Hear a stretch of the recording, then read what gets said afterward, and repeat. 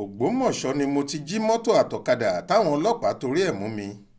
Akóló ọlọ́pàá ìpínlẹ̀ Kwara làwọn afurasí adigunjalè márùn-ún kan tó ń da àwọn èèyàn ìlú Ìlọrin àti agbègbè rẹ̀ láàmú wà báyìí.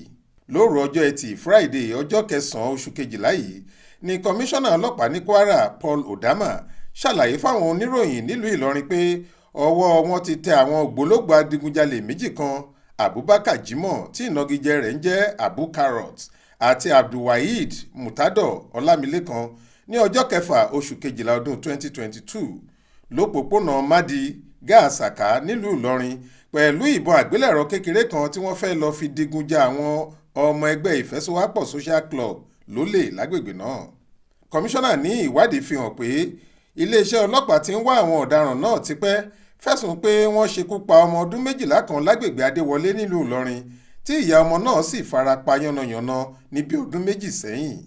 Bákan náà ni ọ̀gá ọlọ́pàá yìí ní ọwọ́ àwọn tún tẹ àwọn méjì míì, Adéníyì Ọlálékan àti Abdulrahim Nasiru tí wọ́n jí ọkọ̀, ọ̀kadà àtàwọn èròjà míì gbé lágbègbè Ògidì nílùú Ìlọrin.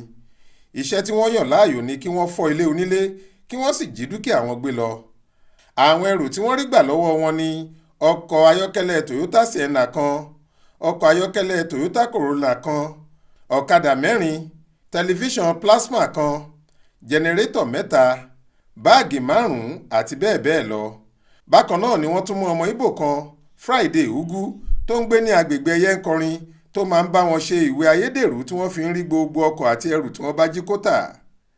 Kọmíṣánná ọlọ́pàá ní gbogbo wọn ni yóò fojú balẹ̀-ẹjọ́ lẹ́yìn ẹ̀kúnrẹ́rẹ́ ìwádìí táwọn bá ṣe.